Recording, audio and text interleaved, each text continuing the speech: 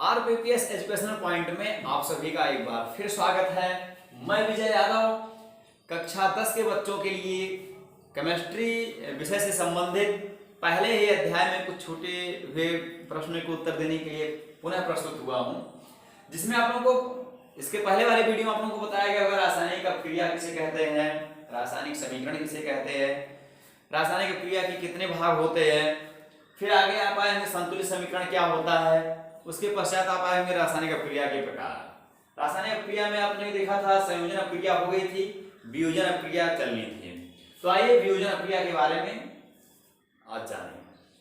वियोजन अपक्रिया क्या है? एकदम संयोजन अपक्रिया की सेम टू सेम उल्टी एक संयोजन अपक्रिया की परिभाषा है। जब दो या दो से अधिक अभिकारक आपस में संयोजित होकर एकल उत्पाद का निर्माण करते हैं तो उस प्रकार की रासायनिक अपक्रिया जो होती है वो संयोजन अपक्रिया होती है। अब बात आती है वियोजन अपक्रिया क्या होती है। सेम इसी की उल्टी परिभाषा है। जब एकल अभिकारक दो या दो से अधिक उत्पाद का निर्माण करते हैं तो इस प्रकार की रासायनिक अपक्रिया जो होती है वो वियोजन अपक्रिया कहलाती है। अब वियोजन अपक्रिया तीन प्रकार से संभव होती है। ऊष्मीय अपघटन, उसी को अपघटन अपक्रिया भी आप कह सकते हैं। ऊष्मीय वियोजन, प्रकाश वियोजन और वैद्युत वियोजन। अब बात आती है ऊष्मीय वियोजन क्या होता है। तो बताया जाएगा कि ऐसी रासायनिक अपक्रिया जिसमें अभिकारक का अपघटन ऊष्मा की उपस्थिति में संपन्न होता है, या फिर कह सकते हैं आप जिसमें अभिकारक का अपघटन ऊष्मा द्वारा होता है उसे ऊष्मीय अपघटन कहते हैं। फिर प्रकाश अपघटन क्या है, इसकी भी परिभाषा सेम टू सेम ऐसे ही है। ऐसी रासायनिक अपक्रिया जिसमें अभिकारक का अपघटन प्रकाश की उपस्थिति द्वारा होता है उसे प्रकाश अपघटन कहते हैं। और वैद्युत अपघटन क्या है, सेम टू सेम इन्हीं दोनों परिभाषाओं के आधार पर यह भी परिभाषा है कि ऐसी वियोजन अपक्रिया जिसमें अभिकारक का अपघटन वैद्युत धारा के माध्यम से होता है, या फिर जिसमें कह सकते हैं आप अभिकारक एकल अभिकारक का जो अपघटन होता है वो वैद्युत धारा प्रवाहित करने के बाद ही होता है, तो इस प्रकार का वियोजन जो होता है वो वैद्युत वियोजन कहलाता है। अब उदाहरण के तौर पे हम लोग समझेंगे। पहले ऊष्मीय अपघटन। ऊष्मीय अपघटन में अगर आप ध्यान देंगे तो कैल्शियम कार्बोनेट का नाम आप लोगों ने सुना होगा, CaCO3। एक कैल्शियम कार्बोनेट है, इसमें केवल ऊष्मा दी जाएगी उस एकल कह सकते हैं आप अभिकारक को, तो ये जो है दो अवयवों में टूटेगा। एक कली चूना होगा CaO, इसको बिना बुझा हुआ चूना भी कहते हैं, कैल्शियम ऑक्साइड यही होता है, मतलब इसका रासायनिक नाम है। फिर आप देखेंगे आगे CO2, सॉरी जितना बड़ा C उतना बड़ा हो, वरना किसी कीमत पे ये सही माना नहीं जाता है, क्योंकि CO ये कोबाल्ट का प्रतीक है। अगर आपने ऐसे इसको लिख दिया CO2 तो ये किसी कीमत पे सही नहीं है, ये कार्बन डाइऑक्साइड गैस है। तो आप देखिए कैल्शियम कार्बोनेट, ये कहेंगे आप खड़िया है, इसी को आप संगमरमर चूने का पत्थर भी कहते हैं। कैल्शियम कार्बोनेट एक ठोस अवस्था का एकल अभिकारक है जिसको ऊष्मा प्रदान की गई है। तो ये कैल्शियम ऑक्साइड यानी कली चूने में टूट गया है और फिर कार्बन डाइऑक्साइड गैस का निर्माण किया है। तो इस प्रकार से यह ऊष्मीय वियोजन है। परिभाषा के तौर पर देखिए, ऐसी रासायनिक अपक्रिया जिसमें एकल अभिकारक ऊष्मा की उपस्थिति में अपने अवयवों में वियोजित हो जाता है उसे ऊष्मीय वियोजन कहते हैं। अब फिर इसके बाद इसी बेस पर अगर आप देखेंगे, दूसरा जो था आपका प्रकाश वियोजन। प्रकाश वियोजन को उदाहरण के तौर पे देखिए कैसे देखकर समझा जाएगा। प्रकाश वियोजन दूसरा वाला,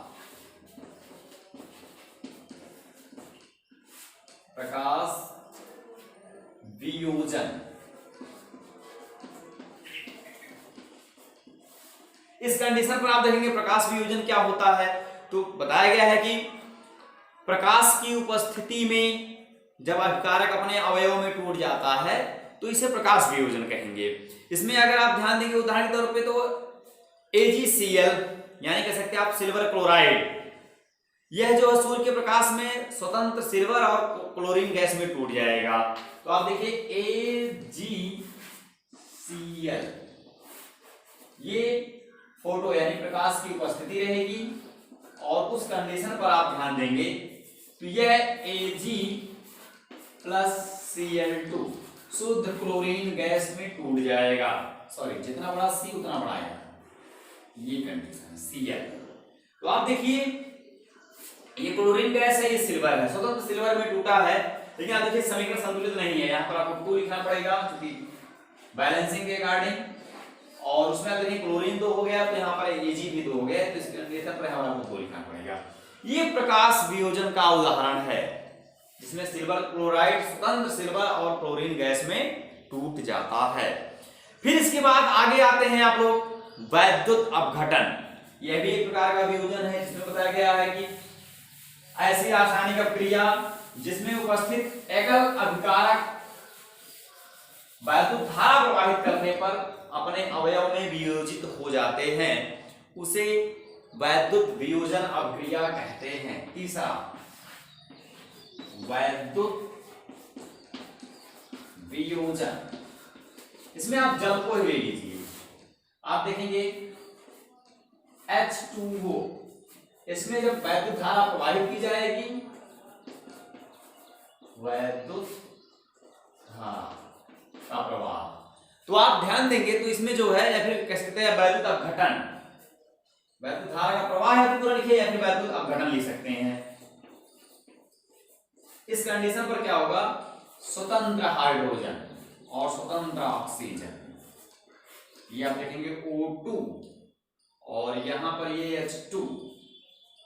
अब इसके बाद अगर आप देखेंगे इसका वियोजन, क्योंकि समीकरण संतुलित होगा नहीं, ये स्वतंत्र हाइड्रोजन है, ये स्वतंत्र ऑक्सीजन है, तो यहाँ पर देखेंगे हाइड्रोजन तो 2 है तो 2 कंप्लीट है, लेकिन ऑक्सीजन यहाँ पर 2 है, इसकी वजह से यहाँ पे ऑक्सीजन देखेंगे आप अभिकारक में एक ही है। उसको आप 2 करने के लिए पूरा जल के अणु को बढ़ाएंगे तो हाइड्रोजन यहाँ पे 4 हो जाएगा, यहाँ पर आपको ये 2 करना पड़ेगा। इस कंडीशन पर ये वैद्युत वियोजन प्रक्रिया संभव होती है। तो आपने अभी तक रासायनिक अपक्रिया के प्रकार में 2 प्रकार की अपक्रियाओं को पूर्ण कर लिया है, एक संयोजन अपक्रिया, एक वियोजन अपक्रिया। संयोजन अपक्रिया फिर से सुन लीजिएगा, जिसमें 2 या 2 से अधिक अभिकारक एकल उत्पाद का निर्माण करते हैं। वियोजन अपक्रिया जिसमें एकल अभिकारक 2 या 2 से अधिक उत्पाद का निर्माण करते हैं। अब बात तीसरी अपक्रिया की आएगी जिसका नाम है विस्थापन अपक्रिया। विस्थापन अपक्रिया, जिसकी इंग्लिश से डिस्प्लेसमेंट रिएक्शन। तीसरा देखिए आप,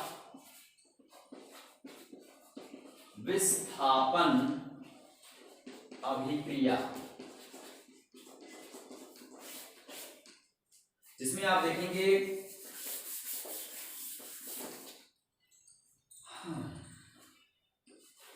डिस्प्लेसमेंट रिएक्शन। ये आप देखेंगे डिस्प्लेसमेंट रिएक्शन क्या है, विस्थापन अपक्रिया क्या है, तो आप इसी पाठ्यक्रम के अगले अध्याय में वैद्युत रासायनिक श्रेणी पढ़ेंगे या फिर धातुओं की सक्रियता श्रेणी पढ़ेंगे, जिसमें दिखाया जाएगा कौन सी धातु अधिक सक्रिय है, कौन उससे कम है, कौन उससे कम है। इस तरह से एक रेशियो, एक श्रेणी बन के प्राप्त होती है जिसको वैद्युत रासायनिक श्रेणी या फिर धातुओं की सक्रियता श्रेणी कहते हैं। तो विस्थापन अपक्रिया कुछ उन्हीं तत्वों से संबंधित है। तो बताया जाता है कि ऐसी रासायनिक अपक्रिया जिसमें अधिक क्रियाशील तत्व कम क्रियाशील वाले तत्वों को उसके विलयन या फिर उसके यौगिक में से विस्थापित करके स्वयं उसकी जगह खुद ले लेता है, इस प्रकार की अपक्रिया विस्थापन अपक्रिया कहलाती है। मान लीजिए परिभाषाएं कुछ बड़ी है और छोटे में सुनिएगा। ऐसी रासायनिक अपक्रिया जिसमें कोई तत्व किसी यौगिक में से किसी तत्व को विस्थापित करके स्वयं खुद उस विलयन में जगह ले लेता है, फिर खुद उस यौगिक में जगह ले लेता है, उसे विस्थापन अपक्रिया कहते हैं। अब उदाहरण के तौर पे देखिएगा कौन सी चीजें होती हैं। तो बताया जाता है कि कॉपर अन्य जैसे आयरन है, जिंक है, लेड यानी कह सकते हैं आप सीसा है, इन सबसे कम क्रियाशील है कौन? कॉपर। तो कॉपर सल्फेट का अगर विलयन है तो यहां पर आप ध्यान दीजिए, अगर मान लीजिए CuSO4 ये कॉपर सल्फेट का विलयन है, अगर ये जिंक से अपक्रिया करेगा, लेड से अपक्रिया करेगा, आयरन से अपक्रिया करेगा, तो यह अपने सल्फेट के विलयन से विस्थापित हो जाएगा और इसकी जगह पे जिंक आगे चल के अपनी रासायनिक अपक्रिया को पूरी करेगा। यहां पर देखिए किस तरह से अपक्रिया संपन्न होती है। देखिएगा इसमें ये Fe आयरन है और ये आप ध्यान देंगे तो ये CuSO4 या फिर आप Zn जिंक है उसमें आप देखेंगे CuSO4 या फिर आप कह सकते हैं लेड Pb प्लम्बम इसका लैटिन नाम है CuSO4। थोड़ी ये वो छोटा हो जा रहा है। ये तीनों अक्रियाएं आप देखेंगे विस्थापन अक्रिया से रिलेटेड है अगर आप ध्यान देंगे तो, क्योंकि इन तीनों अक्रिया में जो यही हमने कहा था कि परिभाषा सुनेगा विस्थापन अक्रिया की, ऐसी रासायनिक अक्रिया जिसमें कोई तत्व किसी दूसरे यौगिक में से किसी तत्व को विस्थापित करके उसकी जगह स्वयं ले लेता है, या फिर कह सकते हैं आप ऐसी रासायनिक अक्रिया जिसमें कोई तत्व किसी यौगिक में से उसके तत्व को विस्थापित कर देता है, उसे विस्थापन अक्रिया कहते हैं। तो यहाँ पे आप अगर आप ध्यान दीजिएगा डिस्प्लेसमेंट रिएक्शन में तो ये हो जाएगा FeSO4 प्लस Cu, तीनों में Cu रासायनिक क्रियाओं में बाहर आ जाएगा। यहाँ पर आप देखेंगे ZnSO4 प्लस Cu, ये भी देखिए यहाँ पर भी कॉपर बाहर आ गया। ऐसे आप लेड में भी देखेंगे PbSO4 प्लस Cu। ये विस्थापन क्रिया आपको आसानी समझ में आ जाएगी उदाहरणों को अगर आप ध्यान देंगे तो, जिसमें आप देखेंगे कॉपर सल्फेट यानी कॉपर जो है इन तीनों से कम क्रियाशील है और इनका जो ये यौगिक है जब इन तत्वों से या फिर कह सकते हैं इन धातुओं से अपक्रिया कर रहा है तो स्वयं कॉपर इस यौगिक में से विस्थापित हो जा रहा है। इस प्रकार से ये विस्थापित अपक्रिया बनी। अब आपकी चौथी अपक्रिया आती है जिसको प्रतिस्थापन अपक्रिया कहते हैं। उसके बारे में देखिएगा, ये विस्थापन से थोड़ा सा कह सकते हैं आप, जिसमें दो यौगिक भाग लेंगे और दोनों में जो तत्व रहेंगे वो अपने स्थानों की अदला बदली करेंगे। उसके लिए आप देखिएगा कैसे, अगर ये आपकी रासायनिक अपक्रिया है प्रतिस्थापन, चौथी प्रतिस्थापन या इसी को उभय अपघटन कह सकते हैं आप, उभय अपघटन, उभय अपघटन या फिर इसी को कभी कभी द्विविस्थापन भी कहा जाता है, कहीं कहीं पर कह लिया जाता है द्विविस्थापन अपक्रिया या द्विविस्थापन। ये इतने नामों से जानी जाती है, प्रतिस्थापन, उभय अपघटन या द्विविस्थापन अपक्रिया क्या होती है। इसमें अगर आप परिभाषा ध्यान देंगे क्या है तो बताया जाता है कि ऐसी रासायनिक अपक्रिया जिसमें अभिकारक में उपस्थित दोनों यौगिक में क्रियाशील तत्व अपने स्थानों की अदला बदली कर लेते हैं, इस प्रकार की रासायनिक अपक्रिया को कह सकते हैं आप उभय अपघटन अपक्रिया अथवा प्रतिस्थापन अपक्रिया या फिर द्विविस्थापन अपक्रिया कहते हैं। एक बार फिर से परिभाषा सुनिएगा, ऐसी रासायनिक अपक्रिया जिसमें अभिकारक की यौगिकों के आयन परस्पर विनिमय द्वारा नए उत्पाद का निर्माण करते हैं, यानी आपसी स्थान की अदला बदली करके नए उत्पाद का निर्माण करते हैं। इस प्रकार की अपक्रिया जो होगी वो प्रतिस्थापन अथवा उभय अपघटन या फिर द्विविस्थापन अपक्रिया कहलाएगी, सब्स्टिट्यूशंस रिएक्शन। तो इसके लिए देखिए आप उदाहरण के थ्रू देखेंगे आप, NaSO4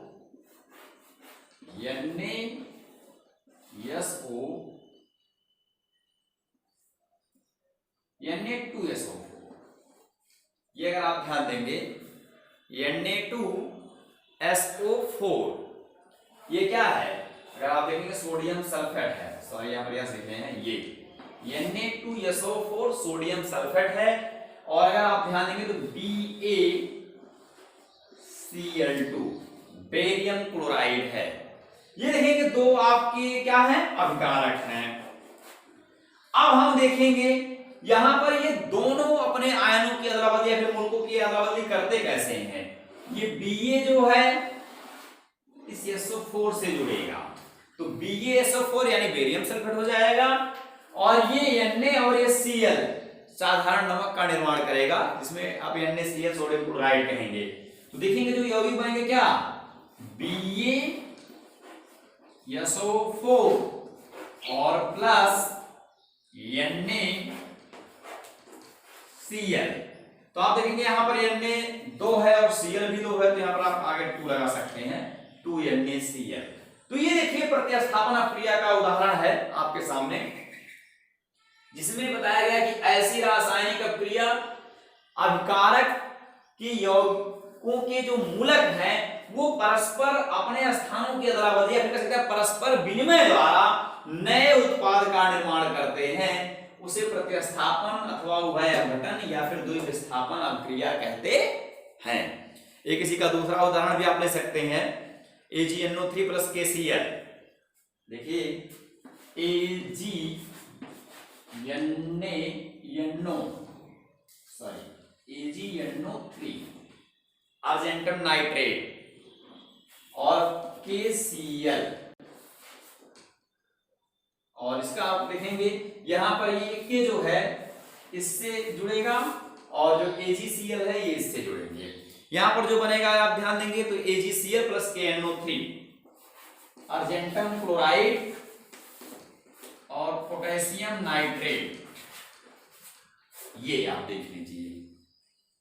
यहां पर भी देखेंगे आप उभय अपघटन अपक्रिया ही हुई है। इसमें भी जो भी अभिकारक हैं वो अपने मूलकों का विनिमय किए हैं, उनके जो मूलक हैं वो अपने स्थानों की अदला बदली कर लिए हैं, जिसकी वजह से नए उत्पाद का निर्माण हुआ है। इस प्रकार से आपने 4 रासायनिक समीकरण पढ़े हैं, 4 रासायनिक अपक्रियाएं पढ़ी हैं, जिसमें संयोजन अपक्रिया, वियोजन अपक्रिया के तीनों प्रकार भी पढ़े हैं। फिर उसके बाद विस्थापन अपक्रिया, प्रतिस्थापन अपक्रिया पढ़े हैं। अब आइए आप ऊष्माक्षेपी और ऊष्माशोषी अपक्रियाओं पर। तो सबसे पहले हम बात करेंगे ऊष्माक्षेपी अपक्रिया।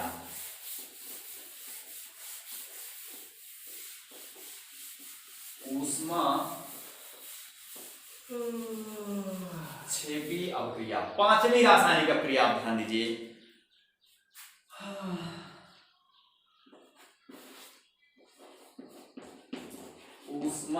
ऊष्माक्षेपी अपक्रिया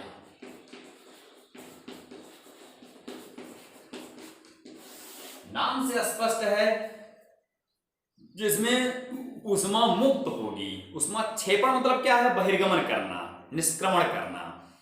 तो अगर आप देखेंगे एक्सोथर्मिक रिएक्शन है, एक्सोथर्मिक रिएक्शन इसकी इंग्लिश है। ऊष्माक्षेपी अपक्रिया, उसकी परिभाषा सुनेगा, ऐसी रासायनिक अपक्रिया जिसमें ऊष्मा निर्गत होती है, उस प्रकार की रासायनिक अपक्रिया को ऊष्माक्षेपी अपक्रिया कहते हैं। अगर आप इसका उदाहरण लेना चाहेंगे तो C+O2, आप देखेंगे C यानी कार्बन है प्लस O2, और रिएक्शन में जो क्या बनेगा CO2, और प्लस ऊर्जा, ऊष्मा के रूप में जो कुछ ऊर्जा मुक्त होगी वो 94 किलो कैलोरी होगी, 94 किलो कैलोरी एनर्जी। तो ये आप देखेंगे ऊष्माक्षेपी अपक्रिया है। उन्हें परिभाषा एक बार फिर सुनेगा, ऐसी रासायनिक अपक्रिया जिसके फलस्वरूप ऊष्मा निर्गत होती है, ऊष्मा मुक्त होती है, उसे ऊष्माक्षेपी अपक्रिया कहते हैं। इसमें आप देखेंगे कार्बन और ऑक्सीजन संयोजित होकर कार्बन डाइऑक्साइड का निर्माण किए हैं और उसके साथ साथ 94 किलो कैलोरी ऊष्मा जो है वो मुक्त किए हैं। सेम इसी प्रकार से आप ध्यान दीजिएगा ऊष्मा शोषी अपक्रिया क्या होती है। ऊष्मा शोषी अपक्रिया एंडोथर्मिक,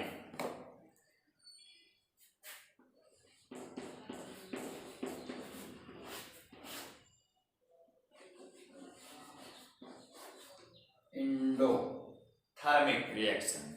इसमें आप ध्यान देंगे तो ऐसी रासायनिक अपक्रिया जिसमें ऊष्मा का अवशोषण होता है।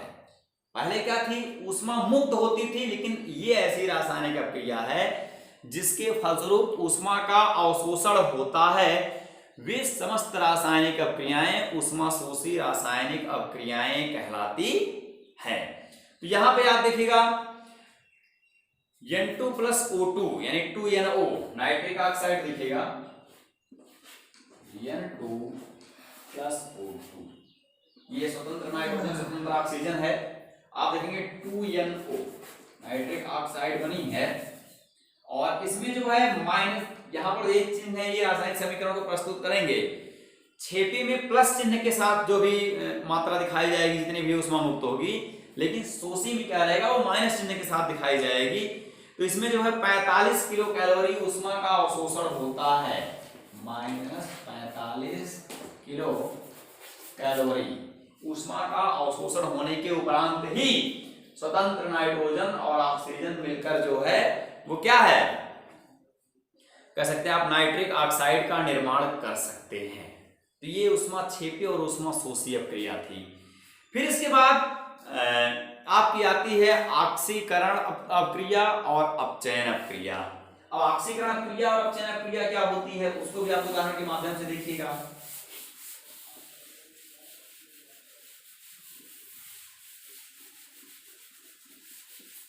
ऑक्सीकरण अपक्रिया यानी ऑक्सीडेशन। पहले आप आइए, चूंकि आपके पास 6 रासायनिक अपक्रियाएं पूरी हो गई, 7वीं 8वीं ये दोनों बाकी है नहीं, संयोजन, वियोजन, फिर उसके बाद आप ध्यान देंगे विस्थापन और ये प्रतिस्थापन, ऊष्माक्षेपी, ऊष्मा शोषी। 6 अपक्रियाएं आपकी पूरी तरह से कंप्लीट हो गई हैं। अब 2 बचती हैं जिसमें आपका ऑक्सीकरण अपक्रिया और अपचयन अपक्रिया। तो सबसे पहले आप ध्यान देंगे ऑक्सीकरण अपक्रिया,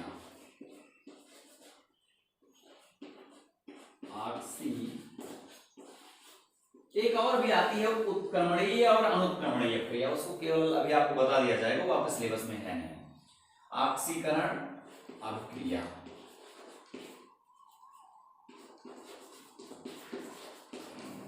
ये आप देखेंगे ऑक्सीकरण अपक्रिया में ऑक्सीडेशन रिएक्शन। इसकी परिभाषा क्या है? इसकी परिभाषा आप कई तथ्यों से दे सकते हैं। ऑक्सीकरण ऐसी रासायनिक अपक्रिया है जिसमें किसी पदार्थ में ऑक्सीजन का संयोग होता है, यह भी आपकी परिभाषा है ऑक्सीडेशन की। अदरवाइज ऑक्सीकरण वह अपक्रिया है जिसमें किसी पदार्थ से हाइड्रोजन पृथक होता है, अथवा ऑक्सीकरण वह प्रक्रिया है, या फिर कह सकते हैं आप ऐसी रासायनिक अपक्रिया है जिसमें ऋण विद्युतीय अवयवों में वृद्धि होती है। अर्थात सम्मिलित रूप में कह सकते हैं ऐसी रासायनिक अपक्रिया जिसमें किसी परमाणु अथवा अणु के आयन से इलेक्ट्रॉन पृथक होते हैं अथवा इलेक्ट्रॉन मुक्त होते हैं, उस रासायनिक अपक्रिया को ऑक्सीकरण अपक्रिया कहते हैं। आप उसके लिए बहुत सामान्य सा उदाहरण ले सकते हैं Na, और इसमें आप ध्यान दीजिएगा तो Na प्लस और एक इलेक्ट्रॉन मुक्त हो गया। ये देखिए आपका, ये आपकी ऑक्सीकरण अपक्रिया है। या फिर आप ऐसा भी जिंक का भी ले सकते हैं, Zn भी स्वतंत्र रूप से 2 हाइड्रोजन मुक्त कर सकता है। तो ये आपकी ऑक्सीकरण की अभिक्रिया है। यहीं पर आप अपचयन समझ लीजिए, दूसरा अपचयन अभिक्रिया। इसमें क्या होगा, इलेक्ट्रॉन मुक्त होंगे, और लेकिन इसमें क्या होगा, वो अपने आप में ऋणायन स्वयं बनाएंगे इलेक्ट्रॉन ग्रहण करके। अपचयन अभिक्रिया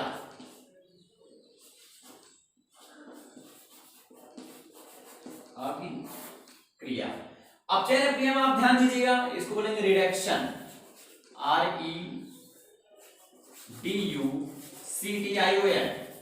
रिडक्शन रिएक्शन। ऐसी कंडीशन पे अगर आप ध्यान देंगे तो उसमें बताया जाएगा जैसे ऐसी रासायनिक अभिक्रिया जिसमें आपने ऑक्सीडेशन बताया था कि ऑक्सीजन का संयोग होता है, इसमें हाइड्रोजन का संयोग होगा। ऐसी रासायनिक अभिक्रिया जिसमें हाइड्रोजन का संयोग होता है उसे अपचयन अभिक्रिया कहते हैं। अथवा आप कह सकते हैं ऐसी रासायनिक अभिक्रिया जिसमें धन विद्युतीय अवयवों के अनुपात में वृद्धि होती है, अर्थात इलेक्ट्रॉन का ग्रहण किया जाता है जिससे धनायन बनाने की प्रवृत्ति का जो अनुपात होता है वो बढ़ता है। या फिर कह सकते हैं आप जिस ऐसी रासायनिक अभिक्रिया जिसमें किसी पदार्थ से ऑक्सीजन पृथक होता है उसे हम अपचयन अभिक्रिया कहते हैं।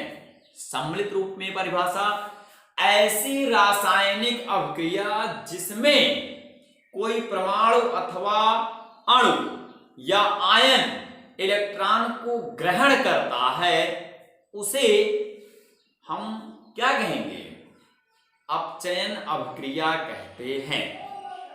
यहां पर परिभाषा सुनिएगा, ऐसी रासायनिक अभिक्रिया जिसमें कोई परमाणु अणु या आयन इलेक्ट्रॉन त्यागता है उसे ऑक्सीडेशन अभिक्रिया कहते हैं, ऑक्सीडेशन रिएक्शन कहते हैं। लेकिन ऐसी रासायनिक अभिक्रिया जिसमें कोई परमाणु अणु या आयन इलेक्ट्रॉन ग्रहण करता है उसे रिडक्शन रिएक्शन यानी अपचयन अभिक्रिया कहते हैं।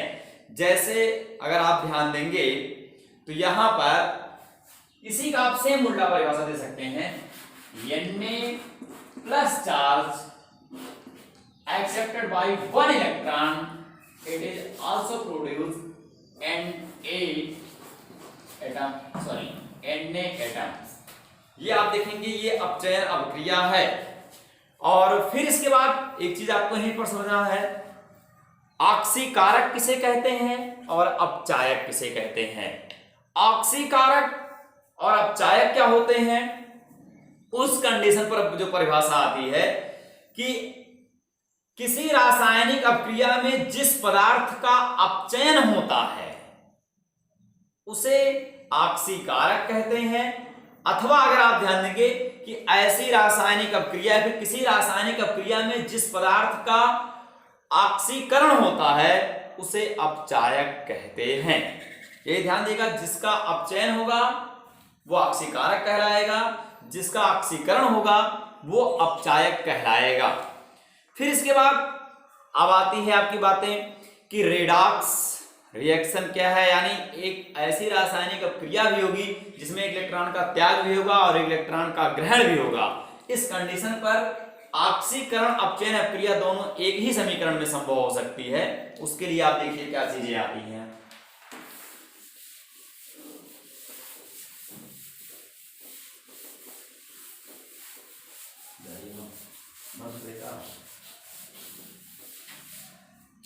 इसमें आप देखिए पहला क्या भाई लास्ट बचा है, ऑक्सीकरण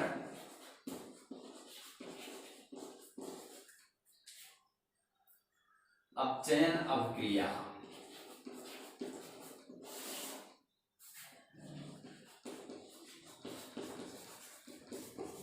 ऑक्सीकरण अपचयन अभिक्रिया, इसमें आप अगर ध्यान देंगे तो ये इसको बोलेंगे रेडॉक्स रिएक्शन।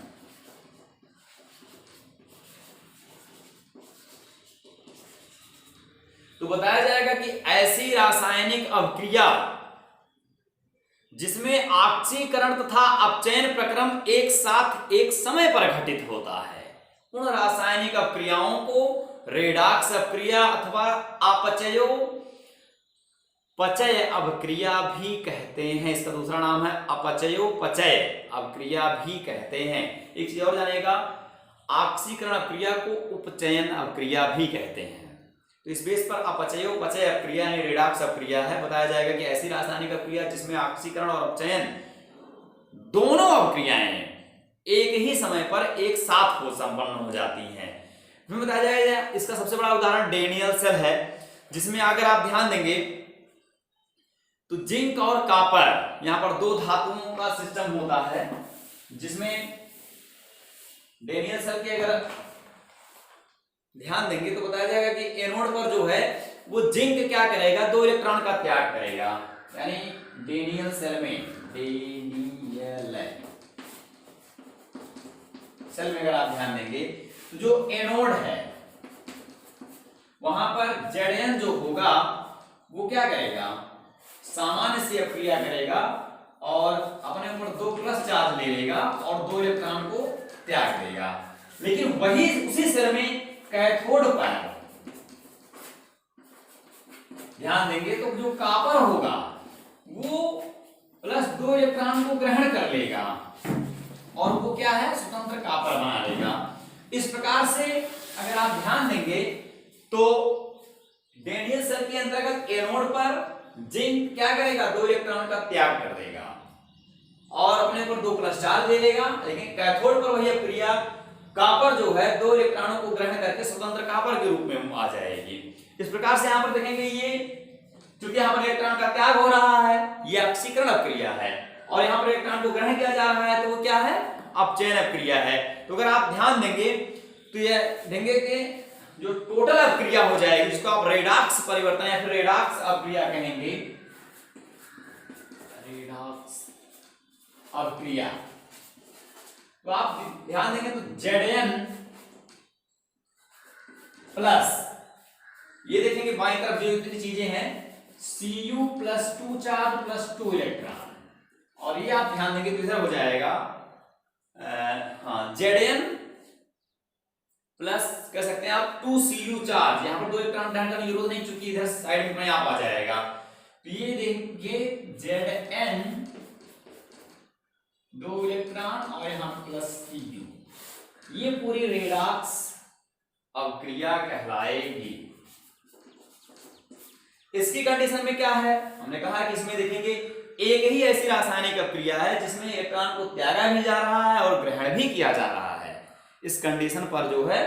लेकिन आप देखेंगे इसमें अपचायक कौन है, तो इसमें आप ध्यान दीजिए अपचायक कौन हो रहा है, कौन तत्व है, तो आप ध्यान देंगे तो जो इलेक्ट्रॉन को त्याग रहा है वो ऑक्सीकरण की अक्रिया कर रहा है, लेकिन वो अपचायक के रूप में जिंक है और ऑक्सीकारक के रूप में जो है यहाँ पे कॉपर है। फिर इसके बाद दैनिक जीवन में कुछ इसके उपयोग हैं रेडॉक्स अक्रिया के, जिसके बारे में बताया गया है। संक्षारण की प्रक्रिया भी इसी बेस पर ही कार्य करती है, जिसमें आपको पता होगा संक्षारण किसे कहते हैं, तो नमी की उपस्थिति में जितने भी लौह तत्व होते हैं वो अपने ऑक्साइड से अक्रिया करके जो है क्षरित हो जाते हैं, जिस पर कह सकते हैं आप वो धीरे धीरे नष्ट होने लगते हैं। एक बार फिर सुनेगा परिवार कोरेक्शंस बोलते हैं संक्षारण को, वह अभिक्रिया जिसमें कोई धातु वायु की ऑक्सीजन अथवा नमी की उपस्थिति में स्वयं क्षरित होती जाती है उसे संक्षारण कहते हैं। अब जैसे चांदी के आभूषण पर काली परत चढ़ती है या फिर कह सकते हैं आप लोहे पर जो होती है उस पर जंग लगती है, ऐसे ही विकृत गंधिता भी होती है, यह भी संक्षारण प्रक्रिया पर ही आधारित है, ये रेडॉक्स रिएक्शन पर ही आधारित है। बताया जाता है खाद्य पदार्थ में उपस्थित तेल अथवा वसा का गंध जो होता है वह स्वयं ऑक्सीकरण अभिक्रिया से ही उसका जो गंध होता है वो अपने आप जो मूल गंध होती है वो परिवर्तित हो जाती है। तो इस प्रकार का जो गुण होता है वो विकृत गंधिता कहलाती है, रैंसिडिटी कहलाती है, यानी खाद्य पदार्थ में उपस्थित तेल का अपने मूल गंध से परिवर्तित हो जाना विकृत गंधिता कहलाती है। इसमें अगर आप ध्यान देंगे मुख्यतः गर्मियों में जो ये पनीर है या फिर इत्यादि जो चीजें रहती हैं वो अपने विकृत गंधिता को प्रदर्शित करती हैं, अगर अधिक समय तक ऐसे रह जाती हैं तो सामान्य वो ऑक्सीकरण की अभिक्रिया कर ले जाती हैं, जिसके फलस्वरूप उनकी जो गंध होती है मूल गंध, उससे वो दूसरी गंध आने लगती है, कह सकते हैं आप। फिर इसके बाद हमने एक छोटी सी बात कही थी, एक उत्क्रमणीय और अनुत्क्रमणीय अभिक्रिया भी इसी सिलेबस के अंतर्गत तो मान लीजिए नहीं है, लेकिन आप सुन लीजिए। उत्क्रमणीय अभिक्रिया क्या होती है? जिसमें बताया जाता है कि अभिकारक से उत्पाद एवं उत्पाद से अभिकारक दोनों बन सकते हैं। अगर आप ध्यान दीजिए तो ऐसी कौन सी अभिक्रिया है तो आप पाएंगे जिसमें उत्पाद का निर्माण अगर अधिक हो जाता है तो फिर से अभिकारक बनने लगता है, और अभिकारक का निर्माण जो होता है, क्योंकि अभिकारक से उत्पाद को बनने का प्रक्रम है ही, तो बताया जाता है ऐसी रासायनिक अभिक्रिया, ये देखिए NH4Cl, आप ध्यान देंगे यहां पर NH3 प्लस HCl, ये उत्क्रमणीय कह सकते हैं अभिक्रिया का चिन्ह है, जिसमें आप लिखेंगे एक एरो इस साइड में, एक एरो इस साइड में है अभिकारक की तरफ। तो बताया जाएगा कि अगर अभिकारक की मात्रा ज्यादा होगी तो उत्पाद का निर्माण होगा, अगर उत्पाद की मात्रा ज्यादा होगी, अगर इनको डाला जाने का फिर से ये इसका निर्माण होने लगेगा। तो ऐसी रासायनिक अभिक्रिया जिसमें उत्पाद की मात्रा अधिक होने पर अभिकारक का निर्माण और अभिकारक की मात्रा अधिक होने पर उत्पाद का निर्माण होने लगता है, तो उस प्रकार की अभिक्रिया को उत्क्रमणीय अभिक्रिया कहते हैं, रिवर्सेबल रिएक्शन कहते हैं। परंतु अधिकतर रासायनिक अभिक्रियाएं जो होती हैं वह एक दिशीय होती हैं, अर्थात केवल अभिकारक से उत्पाद का निर्माण होता है। अगर आप उत्पाद की मात्रा बढ़ाते जाएंगे तब भी अभिकारक का निर्माण नहीं होगा। ऐसे आप देखिए कौन सी अभिक्रिया है, तो यहां पर अगर आप इस प्रकार की क्रिया को देखना चाहेंगे, Cu प्लस H2SO4 देखेंगे आप, तो CuSO4 plus SO2 plus H2O, ये देखिए ये और ये, इस कंडीशन पर आप ध्यान देंगे तो ये एक दिशीय अभिक्रिया है, यह अनुत्क्रमणीय अभिक्रिया है।